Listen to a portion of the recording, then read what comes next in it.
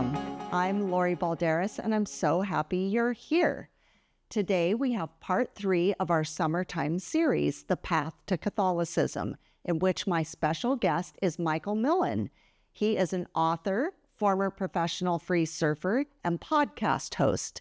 He authored the memoir, A Life of Opposing Forces, which explores his journey from generational trauma and addiction to sobriety and healing. He also hosts the podcast Opposing Forces with Michael S. Millin, where he delves into topics like generational trauma, addiction, and personal growth. Please enjoy my interview with Michael Millin. Well, hello, Michael. Thank you for coming today. Thank you for having me. Here we are in the studio of Fresh Catholic, and you are where in the world today? I'm in Santa Monica. Santa Monica. Wow, fancy. Maybe he's going to go surfing after this. That's what I would do if I was in Santa Monica and I wasn't disabled, but that's a whole other story. Anyway, thanks for coming today. You were highly recommended by Deacon Don Huntley, and I think he's been your OCIA teacher. He was my OCIA teacher, or RCIA back then, but we have that in common, and I know he's very important to me, and I have a feeling he's very important to you as well in your journey. Yeah, I love Deacon Don. He's a very intelligent man, and he's been a great help to me in this process. So, isn't he just such a magnetic person for the RCIA program? He and his whole team, they just really draw people into the faith. I think it's a beautiful gift they have. Don't you agree? Yeah, and his knowledge is just incredible. Yeah, amazing guy. I agree. Well, so today I have you here because we're doing a series called Path to Catholicism, and you are a recent convert. And so I can't wait to hear your story. And I know you've also written a book, which we talked about in the intro, and we'll get into more of that later in the episode or throughout the episode. But I just want everybody to be aware that Michael has a book. I think it's going to be very inspirational to people. I know you've had some issues with different things in your family and substance abuse and things like that in your family. So I do think that you are going to be an inspiration. And I think a lot of people have had a similar story, but of course not your story. But I think that's how we can all help each other, is when somebody has an experience, and you are open and honest about it, people don't feel as alone in what they're going through, and they can get inspiration. So we'll talk more about that in the episode, and we will put a link to your book and everything to make sure that people are able to purchase that book, because I do think it's really helpful. But before we get too deep into everything, I'm just wondering what your religious background is, if any, because I do know you're a convert. So when you were being raised, what was your religious experience? So my mom, she would have called herself a Jehovah's Witness, even though she wasn't consistent in like going to church and all that. But I went to church with her sporadically as a kid, and did some like Bible studies and stuff like that. My dad would have called himself a Catholic. He wears a cross. He has since I was young. He still does to this day. But I never saw him go to church once. So, yeah, that's kind of the base. So of my foundation. So you didn't go to church with your parents, that they had gone to church before you were born or whatever, when you were younger, and then you didn't really have like a strong sense of religion in your family. No. I went like a little bit here and there, but it wasn't like a consistent thing. How'd you feel about that? Well, I really, I was so young, I didn't know what to think. Like, I had a pretty crazy childhood. There was a lot of, like alcoholism and generational trauma, and so we were constantly on the run. And my parents were always breaking up and getting back together, and it was it wasn't pretty. It was, and I didn't know any different at the time, so I was just kind of rolling with the punches. But we would be sleeping on couches, on family members' couches all across the country. We'd end up in sometimes. One time we were in Florida, another time Montana, Hawaii, all over California. So it was just like a very unsettling childhood, and I didn't know any different at the time. So I was just in survival. Yeah, I was going to say if you didn't have anything to compare it to, you would probably think that's just normal, like that's how people are living. And it doesn't sound very stable, but you kind of, again, didn't know that. That was just your experience. But did you get a sense that something wasn't quite right or what? Yeah, absolutely. Because I mean, my dream when I was a little kid was to live in one home in one town, because I would see kids like that, and I just thought that looked amazing, instead of always just, oh, the what hit the fan in this town, so we're getting on the Greyhound bus and we're taking it to Montana, or just it was like that. It was it was just very unsettling. Yeah, it's a very And nomadic lifestyle.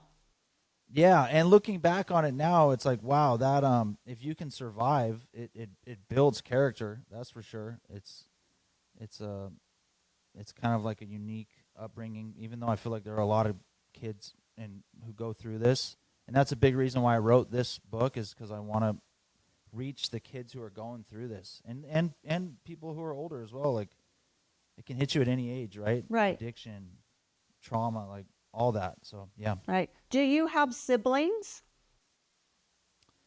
I do. Yep. So I were they have a part a of all younger that as brother. well? You all kind of were traveling around together? Yeah. Yeah. Sometimes we would get split up, and I would go with my dad, and he would go with my mom, or, vice versa. But yeah, in general, that's how it was. Well, it definitely, I would say that is character building, but it's, it's very sad. And I'm sure at the time that's what your parents were doing. Are they still with us today? Are things better with them today? Yeah, I'm happy to report. I mean, I always just say that I just love my parents. I just love them for who they are, and they're still here. They're doing okay now. And they're okay with me talking about this stuff. But they were homeless for like 10 years, um, but they got approved for government subsidized housing about 4 or 5 years ago in San Diego. So that's just been a huge, I mean, blessing, for them to get into that place and be able just to, have a nice little home. And they have a dog they love, a little wiener dog named Henry, and they just chill at home a lot. So I'm very thankful for that, because it was really, really hard watching them go through that for years. It like ripped my heart out. Well, honestly, parents, sometimes we forget our parents are human. Sometimes we don't even think that they had a past or they had something, before we were born, that they were actual people struggling their way through the world. Some of that, morphs into later where they continue on while we're being raised or whatever. And it's good that it sounds like you're very loving and forgiving about some of the decisions they made, because how beautiful that they also are kind of, coming through the other end, and there's positive things in their life as well. Like that maybe you were estranged for a while or something, I don't know, but it sounds to me like now there's that love and forgiveness, and that they're trying to do better, because a lot of people, not just parents, but a lot of people go through substance abuse, and they either don't come out the other end, they either pass away, or they just stay in that mindset. So it sounds like things are kind of moving in a positive direction. That's very inspiring. Yeah, and one of the things that I talk about in the book is generational trauma, and because I wanted to show people what my parents went through with their parents, because their parents were alcoholics and addicts and very abusive and abandoned them. I mean, my dad grew up in like a juvenile hall because his parents disappeared when he was 9 years old, and you know just, and it's so crazy how these things keep getting repeated, and we just think, oh, it's just, oh, alcoholism runs in the family. That's, that's just, but I mean, I don't know about that. I'm starting to think that, well, it's not even I think, it's like I know that there are spirits that work on us and to harm us, and I mean they want to see us suffer, and I've experienced things that, I mean, you can't convince me otherwise. I know there's like a battle of light and dark going on in the world, and because I've seen things, supernatural, dark things, like, and it's not something I talk about a lot, but it's you can't talk me out of that now. So that's kind of where I'm at with that. I agree. And on a kind of lighter note, but it's true. We were joking, not joking. Michael was saying he and his girlfriend were trying to get things set up for this interview, and things were going a little wonky. And I said to you, well, there's Satan. And we kind of laughed, but we're serious. Satan doesn't want us to be talking about anything that draws people to the Lord. Satan does not want, people to be in strong, happy families. He does not want marriages to be strong and happy. He does not want relationships to be strong and happy. He does not want Michael to come on my podcast and talk about this. But guess what, Satan? We're doing it anyway. So anyway, not today, Satan, not today. Anyway, so it's true. I think, we're laughing about it, but it's not funny. There are many things that Satan and evil spirits try to do to detour us, to change our minds, to get us to not focus on the light of Christ. And, we have to be strong, and some people can do it and some people can't. We have to pray for people when they're struggling. But yeah, man, that's something. So let's see. We're going to take a quick break before we kind of get more into your, what brought you to the Catholic faith. So we're just going to, put a pin in that for just 1 second, and we'll be right back. Are you looking for some hope and inspiration? Are you or someone you know struggling with addiction, alcoholism, family troubles from the past or present? Well, I have the book for you by someone who's been there. A Life of Opposing Forces is by Michael S. Millin and co-authored by Danielle McKenna Forres. This book is a raw, unflinching memoir that charts the turbulent journey of Michael S. Millin from the crushing weight of generational trauma and addiction to the life of changing clarity found in sobriety, adventure, and Christ. This is a high-stakes narrative with a human heart. Michael courageously exposes the dark undercurrents of his past, childhood instability, family strife, and a relentless struggle with alcoholism. He then pulls readers into the liberating highs discovered through recovery and radical self-honesty. Whether you know the crashing waves of trauma or addiction personally, or simply seek an inspiring tale of resilience, this story speaks to anyone yearning to break free from their past and redefine their identity. I highly recommend this book. Order today. Michael is generously offering a 10% discount to Fresh Catholic listeners from July 21st to August 5th. Use promo code FRSHCATH at checkout on furtheractive.com. And we're back. Okay, so what's the next phase of this story? I'm interested to know how you went from traveling around with your parents. This was your life. What's the next part of this story? So around the age of 17, 18, I broke away from that family unit and just started doing my own thing, finding ways to survive. I mean, I've had every lousy job under the sun just to keep a roof over my head and keep myself fed, because at that point, my dad had relapsed after a long period of sobriety, and him and my mom were homeless. So I really I didn't know what to do. I didn't know. I wanted to try to help them and take care of them, but I had nowhere to live. So I just started separating myself more and more, and and then I started drinking.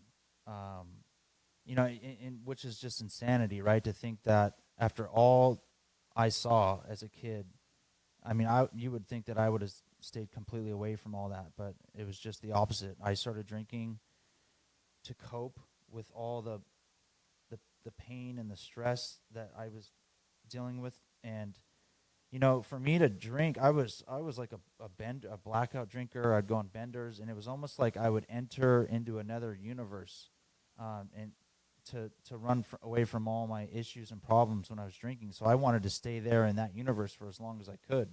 So I would go on benders that would last anywhere from a few days to like 7 months. I remember, and I'd wake up in different towns, not quite sure how I got there. So things progressed for me they got pretty bad pretty quick, and I ended up getting sober when I was 24. I was just at a bottom, and I really believe it was God that kind of put some things in my path that led me to entering into a 12-step program. And I got sober when I was 24, and I've been sober for 16 years now. Wow, So, congratulations. That's yeah. amazing. Yeah, thank you. Yeah, and things got a lot better for me in sobriety, obviously. But and I ended up moving to Indonesia for 10 years to chase like dreams with surfing and all that. And so things got better, but I still really struggled. And then I started getting into meditation and all these new age practices. And they and that was a whole nother rabbit hole. And because it would help me for a little while, the things I was doing, like say if I was struggling with something or whatever, but then it would always crash. Everything would collapse on me again. And I went through some really tough periods, even in sobriety. I mean, I was close to jumping off a cliff at one point, and that scared me in sobriety as well. So it's really, I mean, this is kind of like the cliff notes on everything that happened, but I came to Christ. Well, I guess we'll get into that, but there's been a massive shift in my life since coming to Christ these last 2 years. Well, and it sounds like you were trying to, obviously when people do a lot of substance abuse or drinking, they're trying to numb, the problems they're having. They're self-medicating. They don't know what else to do. They don't know what else to turn to. Like you said, you kind of need to black out for a while so that it, just you're not having to think about things. And then the whole new age thing, that a lot of people gravitate to that for the same reason. They're looking for something. They're looking for something that's going to solve the problem or fill the void or whatever. And if anybody out there is dabbling in those things, they're not good. They're not real. They actually lead you down the wrong path. They're not the thing that's going to fill the void. The thing that's going to fill the void is Jesus Christ himself. And it takes people, some people never make it to that. They never realize that. They're being told things. They're kind of being, for lack of a better term, in my opinion, they're being conned into doing these things. And it's very serious to get involved in those things. And if you can also come out of that, I mean, you're a very strong guy, Michael. I don't even know you that well, but just knowing that you came through, the substance abuse, you came through going through, this spiritual way of having your life, with new age. I mean, God definitely has a goal for you and a plan for you. I mean, you're here for a reason. It sounds to me like there's many times where you could have not made it, and yet you're here talking about it.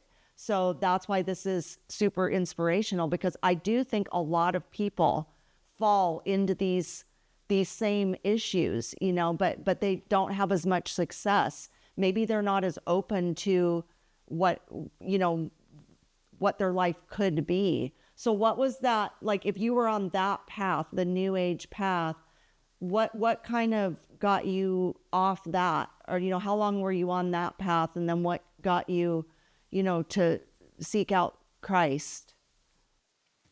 Yeah. What I was gonna say is like all of that stuff is not fake, right? It's real, but it's the forces behind it are dark. They have to be with the results that I was getting.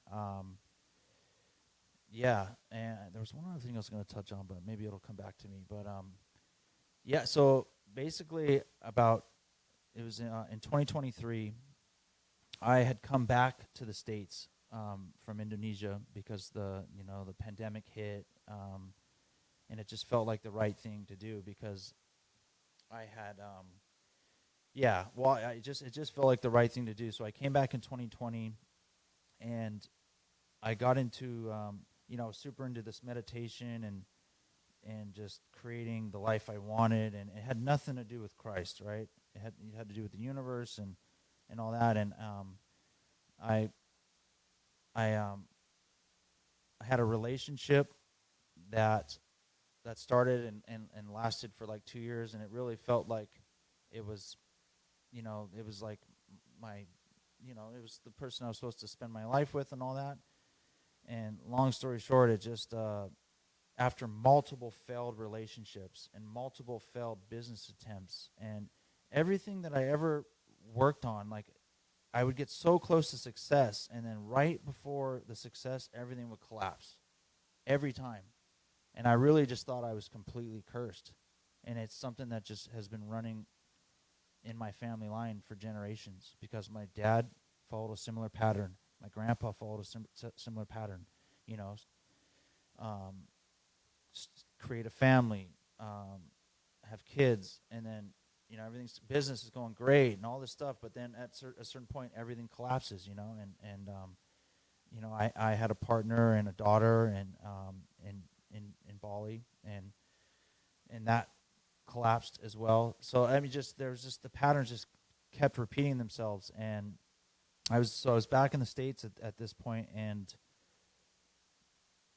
once again, the relationship collapsed, and I was really just at this point where I was like, okay, like I'm in my late 30s, nothing has worked, nothing is working, and I really feel like this was Christ speaking to me when this happened, because I had two older Christian men come into my life at the same time, and they didn't know each other. They were from different countries.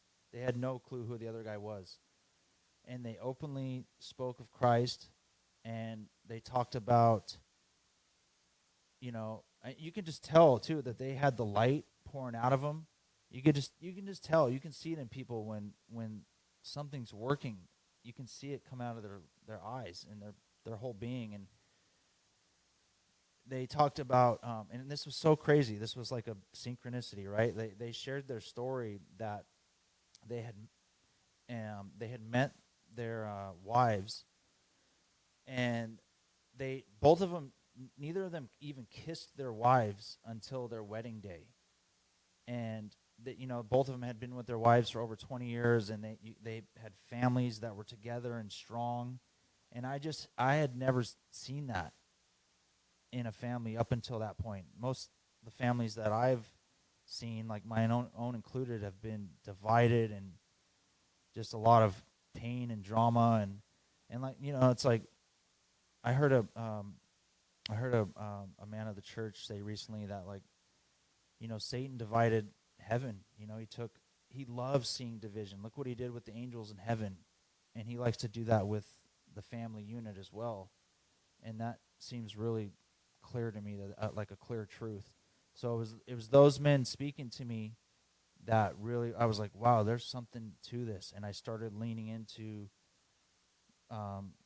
reading the Bible. I started going to I started at a Presbyterian church just because that's where I was. One of them was in a Presbyterian church, and I ended up getting baptized there. And that was in mid 2023. So that's where it all started. All right. So that's very interesting.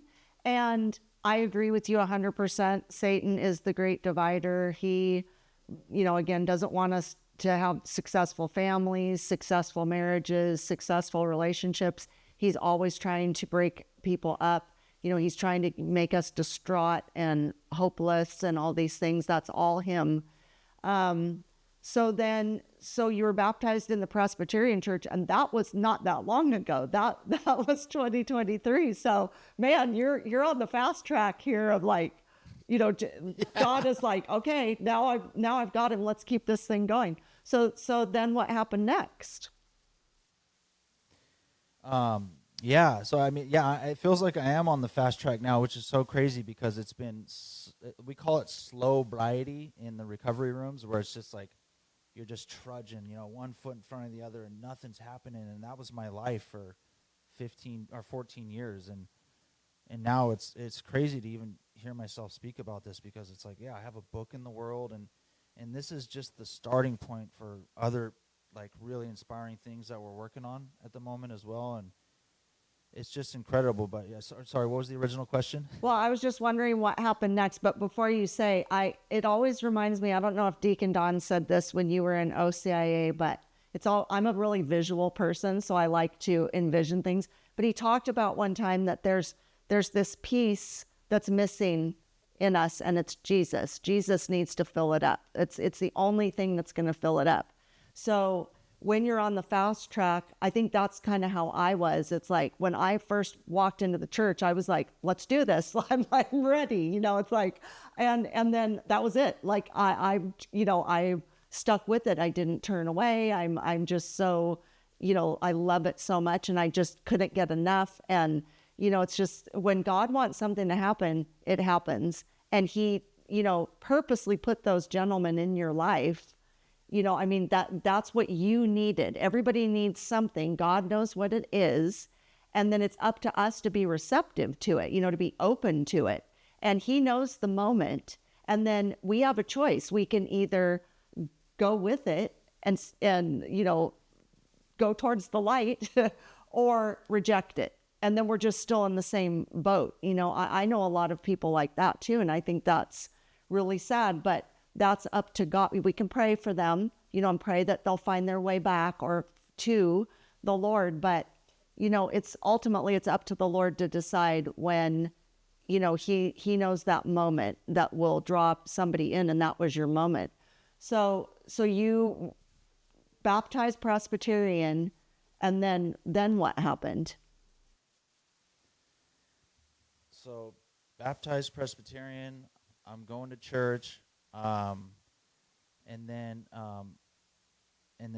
a beautiful girl comes into my life, and her name's Danny. And you know, I taught her to surf, and she was a competitive gymnast as a kid, so surfing just clicked for her like that, and she's been hooked ever since.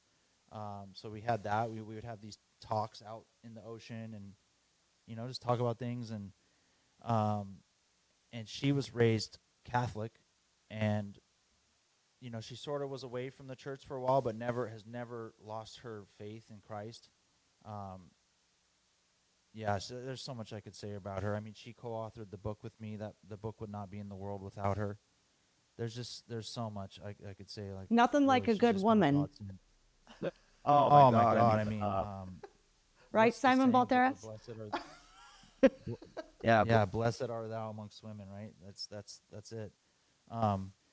So I just and to be honest with you, what you know, so with like most of the churches I see now, I see a lot of support for like the LGBTQ stuff, and there's just, you know, and there's something in my heart that just feels like that's, and I have to say, like, you know, me and Danny, we have some friends, some dear friends who are gay, and they're amazing, loving people. Like we love them, and so it's has nothing to do with that, but it's, I just don't, something in my, and I can't even quite explain it, and I could be wrong, but I don't think I am. There's something about with like the LGBT stuff in the churches that just doesn't feel right to me. And I mean, if you read the Bible, So that's sort of what I started leaning towards, going to the Catholic Church, and then I got confirmed in June. But there was one more thing I wanted to add about that. I lost it, but I can come back Well, to it. regarding the LGBT issue in churches, I think the same thing. I have a gay son, so I love my son, and it's a very frustrating thing when you love somebody, like you love your friends. I love my son, but there, it's very clear in the Bible. Jesus, or the Bible's very clear about what what we're supposed to be doing in marriage, in family, and things like that. So we can wish them well, we can love them and pray for them, but we also have a choice to not be a part of churches that welcome them. It's, if those churches want to welcome them, that's fine and great for them, and that's their choice. But we also have a choice to follow what the Catholic faith, the doctrine of the Catholic faith, that Jesus, is the one that we, Jesus loves everybody, but he doesn't always love what we're all doing. That could be many different things. So I appreciate what you're saying. But I also wouldn't care to go to a church like that. That's just not in my faith journey. So, I can see why you would gravitate to the Catholic Church. I know that I feel safe and secure with what the Catholic faith teaches, and, again, about the doctrine of marriage and family. And so, and the way we should be living our lives, whether we're heterosexual or homosexual, we need to be mindful of, our sexuality, and, be very responsible for that. And, so I think that's a nice way we can leave it with that. But so then you gravitated to the Catholic Church, and did you, because you said Danny had she was raised Catholic, but she kind of had turned away. Did you both kind of decide to go, like her back to the church, you into the church around the same time? Was it kind of a mutual support that you would kind of do that together, or did one lead more than the other? It was about the same time, because she was coming to the Presbyterian church with me for a while, but then she, it just made sense to kind of move towards the Catholic Church with her upbringing, and I think a lot of my healing, but a lot of my healing is tied to the sacraments and stuff like that, and I'm still learning so much about this, and I should say that even becoming a Christian has been pretty confusing at times, right? With all the different things that different denominations are saying and stuff. But I mean, more and more so, I'm learning that I just have to rely on my personal connection with Christ for answers through prayer and that sort of thing. Well, a couple interesting things. Simon and I have a similar story where he was turned away from the Catholic Church for many years. I wanted to become Catholic. He came back because I wanted to be in the RCIA. He was my sponsor. And so we joke and say God got a twofer because he got me and got Simon back into the church. But, one of the things that kind of strikes me when we're talking about this is you were raised in a very unstable situation. It wasn't you desired a stable lifestyle. And the Catholic Church, that's one thing you can really say about the Catholic Church.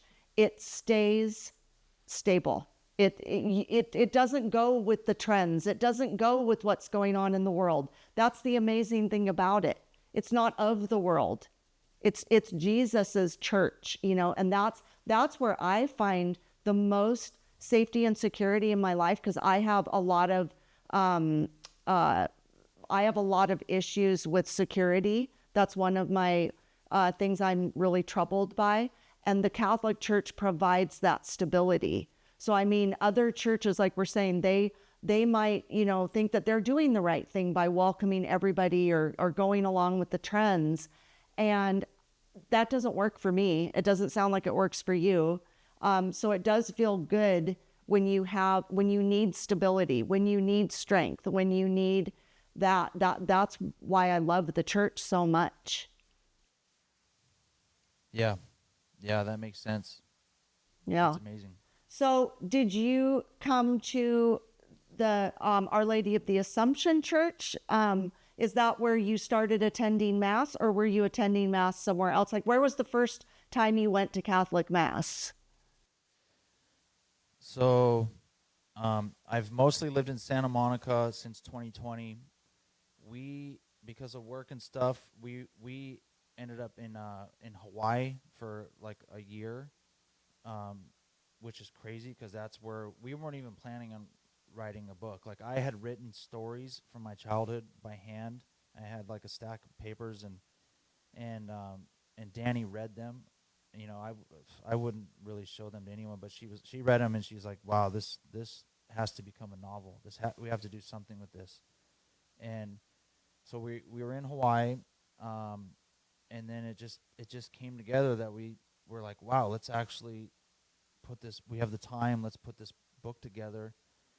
So we did. We wrote and got it published and everything, and then we realized that we were going to have to be back in California because of the book and work stuff, and we didn't want to be in the heart of LA with everything going on at the time, so we ended up in Ventura. And we had gone to a Catholic church a couple times in Hawaii. We didn't really find our home there, but then we came to Ventura, and we were there for 6 months, and yeah, we went to the Our Lady and just loved it, and and that's where I started the OCIA program there. So yeah, That's amazing. it feels like God put us there for a reason. He did. He totally did. We have a really good OCIA program too. So, I mean, I'm happy you went through it there, because I just think it's phenomenal. And I know we get a lot of people, more and more every year. It's so exciting to me to watch that. I've been Catholic now for, I think, 11 years. So you're a super fresh Catholic. Newcomer. So you're totally official. We're going to take another break, and we'll come back in just 1 second to continue this conversation, okay? Okay. We'll be right back. What is happening at Fresh Catholic? Thanks for asking. Well, we have a weekly podcast with lots of topics and guests, and Fresh Catholic Daily, the daily Mass readings. Listen on all platforms and watch on YouTube. I also do short videos every day on Instagram and Facebook at Fresh Catholic. Like, share, subscribe, rate, and review. These are such simple ways to help us out. The other ways you can support our mission of drawing people to the faith or back to the faith are by becoming a Patreon or sponsor. Also simple, but so needed. Our website, freshcatholic.com, has an online store with merchandise, a blog, comics, and Fresh Catholic courses with educator Charles Merritt, with the Hail Mary, the Our Father, the Virtues, the Ascension, the Magi, the Visitation, the Ten Commandments, Sacraments and Grace, Sin, Advent, Angels, Lent, Typology, and even some Bible study courses. Wow, that's a lot. Please share all of this with everyone you know and join the Fresh Catholic family. And remember, be focused, be faithful, and be fresh. And we're back. Okay, so now I'm curious about a few things. So when you were initiated into the Catholic Church and you did the Easter Vigil, what was your impression of the Easter Vigil, first of all? Oh man, I will say, I mean, overall it's been a beautiful process, but it's also been really challenging. And I think it's important to talk about this for people who are deciding whether or not they want to do this. Like, I'm convinced that I've been dealing with oppression like most of my life, and super intensely in the last 4 months for going through OCIA. And so a lot of the times how it affects me is I just shut down and I can't really hear what's going on in the mass, and so there's been a part of me where it's like that has felt a lot of like just anger when I'm sitting in the like mass and like I don't want to be here, and I've almost walked out a few times, and I know that that's not me. I know it sounds insane to say that, but I really, so it's been, and there's been a lot going on behind the scenes, like spiritual warfare stuff that if it comes up organically, I'll talk about it, but it's been pretty wild. I truly believe in that too, because again, he is so mad that you became Catholic. He's so mad. Like, have you seen The Passion of the Christ? Yeah. Yeah. You know the part at the end when the earthquake is happening, Christ has been crucified, and it shows Satan, and it's like a shot looking down, and Satan's looking up, just screaming and wailing. That Yeah. and then there's the drop that comes from the sky, like I always say, like God crying.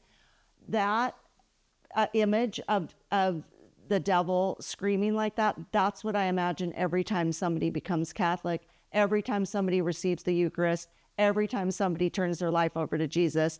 That's what I imagine Satan is doing, because he's so wildly angry, and he puts these things in our head. I mean, I would love to say when you become Catholic that all of a sudden everything just is perfect and wonderful. And I would say for the most part, it changes your life in the best way. It's the best thing I've ever done. It's the best thing that's ever happened to me. But I've also had things like that where I will look at myself and go, well, that's not me. I mean, I can even stand outside and look and go, that's not me. And this has been since I become Catholic. And so that's very troubling to me. And I go to confession when that's happening, quite often, because I have a bad temper. I say and do things I'm not happy or proud of, but I feel the same way. I mean, I'm not going to sit here and go, I'm not responsible, or, it wasn't me or whatever. But I get what you're saying, and I'll go to confession and I'll say, I just don't want this. I don't want this feeling. This is not what I am about anymore.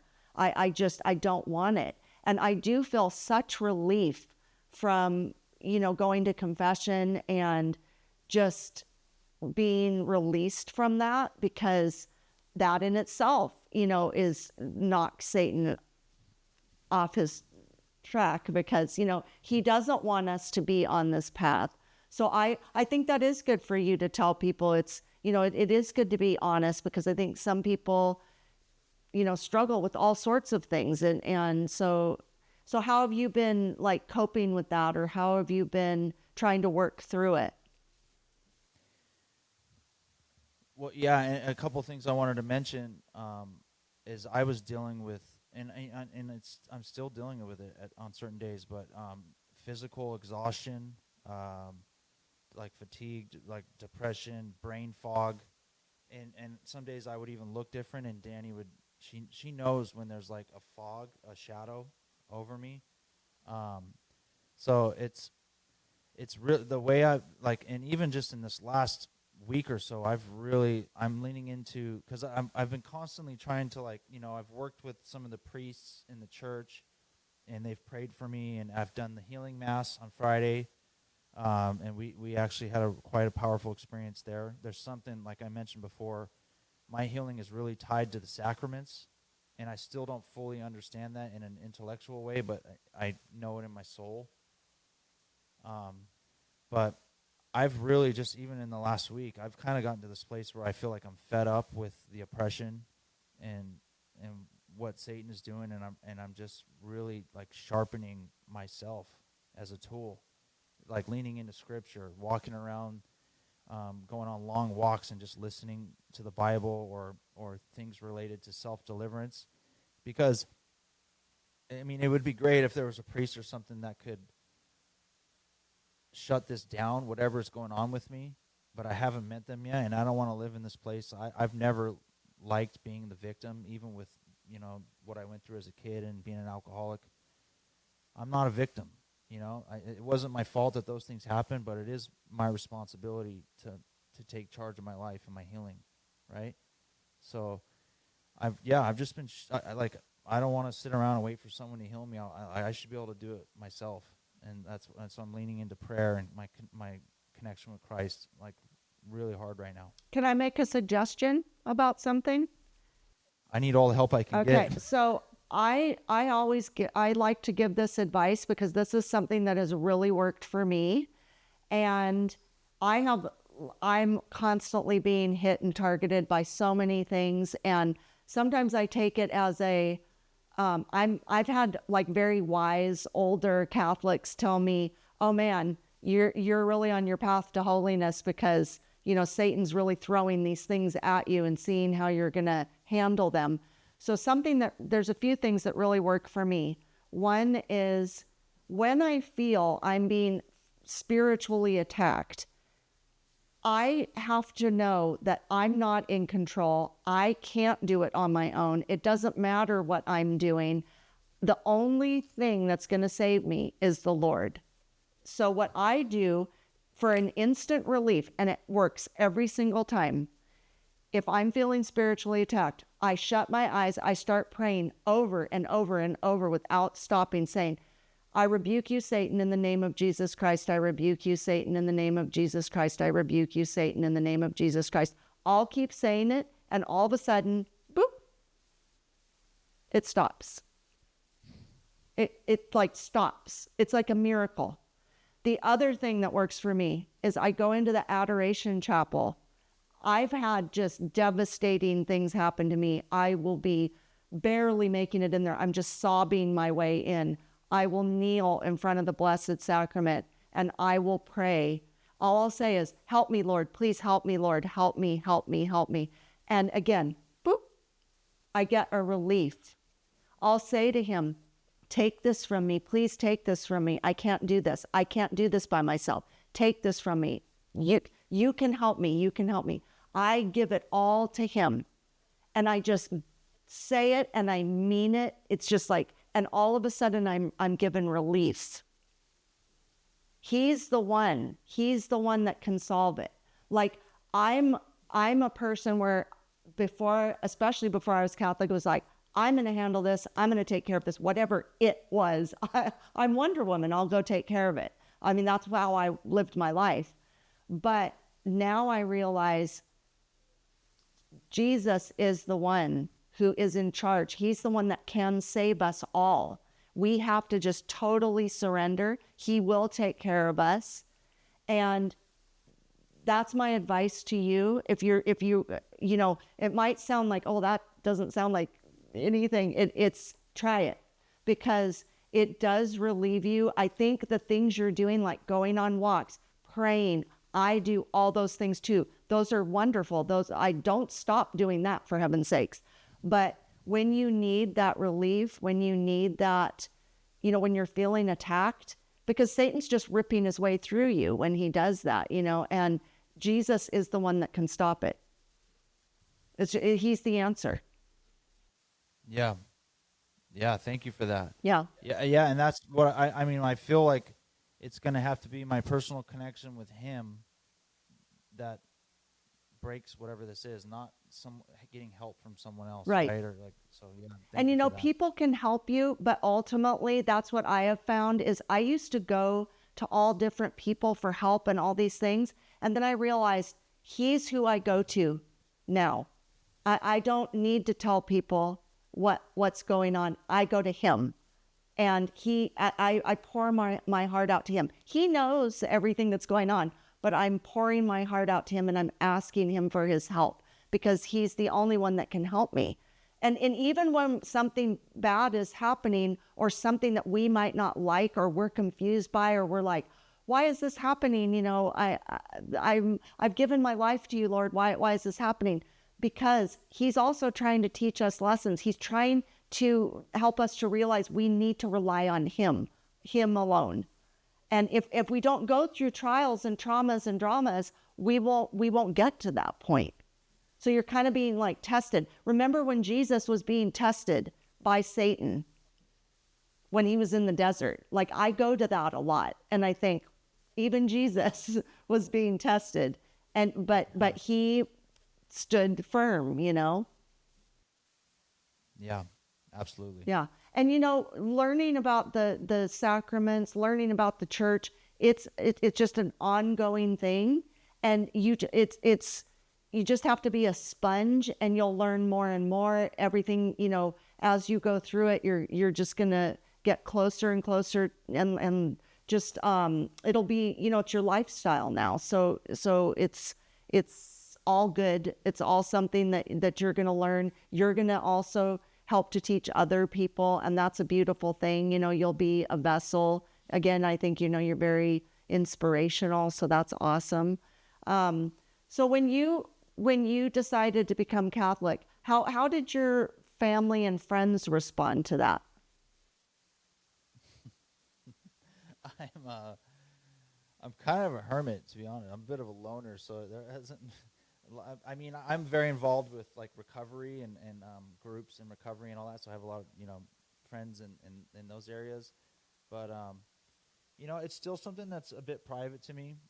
I think more will be revealed there, especially as I'm doing stuff like this now. I think my dad said, "Oh, I don't know, son. Well, wasn't there a lot of molestations or something?" And I was like, "Yeah, but yeah." So I mean, but I listen to Father Dan Rehill a lot. He's a priest, and you're probably familiar with him. And I mean, he was raised Catholic, and he was molested as a kid. Went away from the church for 20 years, but came back, and now he's a priest. And it seems like Christ is using him to heal a lot of people and bring a lot of people in. I mean, I listen to his stuff constantly. Like, he's helped me a lot as well. So, yeah, that's sort of where I'm at with, That's good. I mean, it'll be a process. I know in regards to when people bring that up about the, sex abuse scandal, I'm not downplaying that at all. I think it's a horrible thing, a horrible thing, but the church is run by humans, and it's, humans make mistakes. But I always tend to think, I heard one time, I thought this was a good way to wrap your mind around it. When you're in a family, and let's say grandpa molests somebody in the family, you don't like get rid of the whole household, the whole family, because of what grandpa did. You deal with grandpa, and you keep the family together, and you build the family with love and strength. That's how I feel about the Catholic Church is, we can't let humans' mistakes ruin what Christ created and built. Yeah. Yeah, and I heard someone say that, I mean, just like America has a lot of good and dark forces, I mean, the church can have, any institution can have good and dark forces where we have to discern that, Right. Let's see. I think we're doing pretty good on time, but we're going to kind of start coming to the end here. What would you say has been your favorite part about becoming Catholic, coming into the faith? Well, and it's hard to talk about this stuff sometimes, but there's been like supernatural things happen in my life, and like I said, my healing being tied to the sacraments, and I have someone really close to me that it's hard to put it into words, but basically it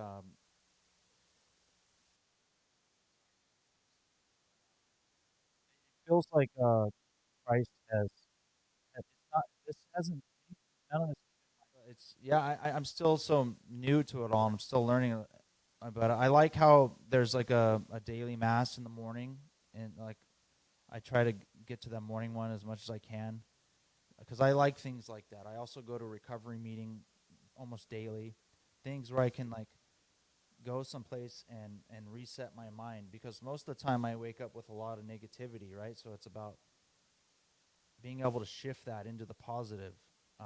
So I really like the morning mass, and I'm sure there's other things that I like about it too, but like I said, it's still early days. Yeah, you're so fresh into it.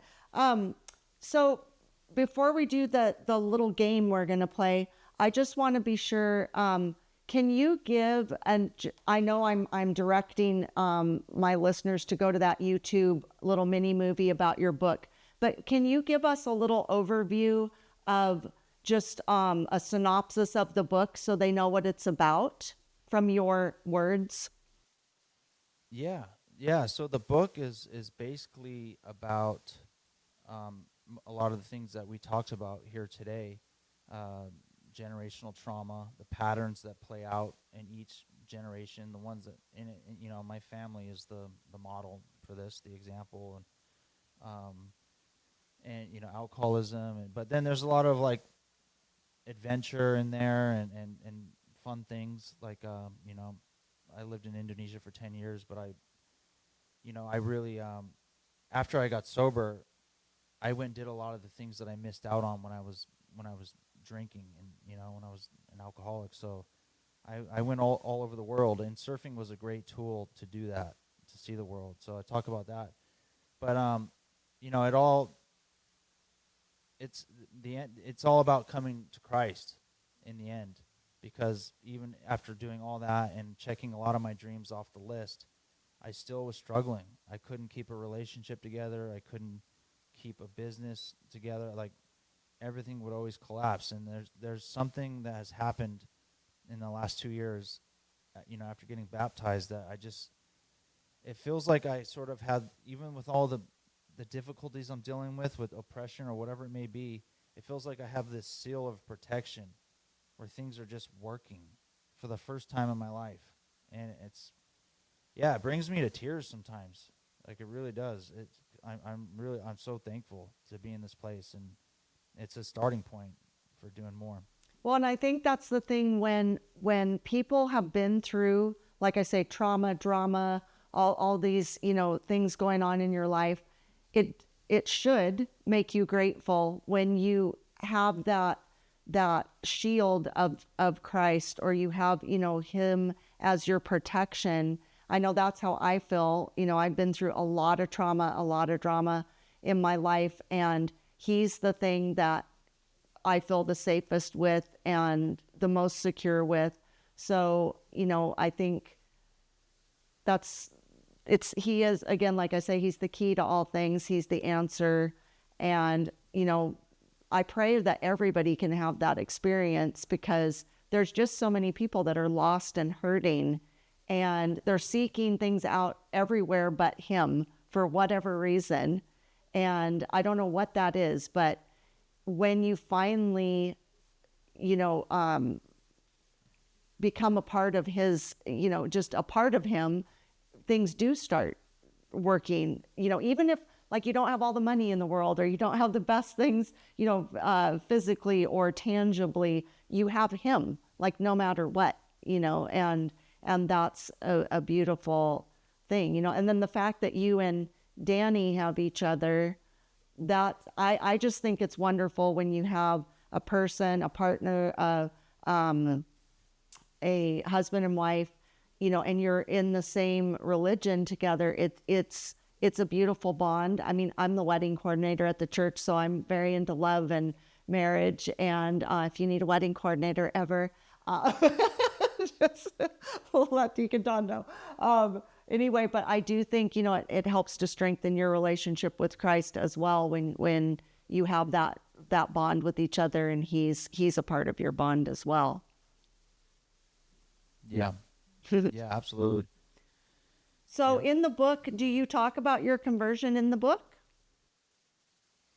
No, because it hadn't quite happened yet by the time the publisher got it out there. So I talk about getting baptized and that period after getting baptized, but yeah. Sounds to me like you have some stories you could put in another book. Yeah, I mean, there's potential for more. We're just getting started, right? So, is there anything else you wanted to say before we play this little game and we end this episode?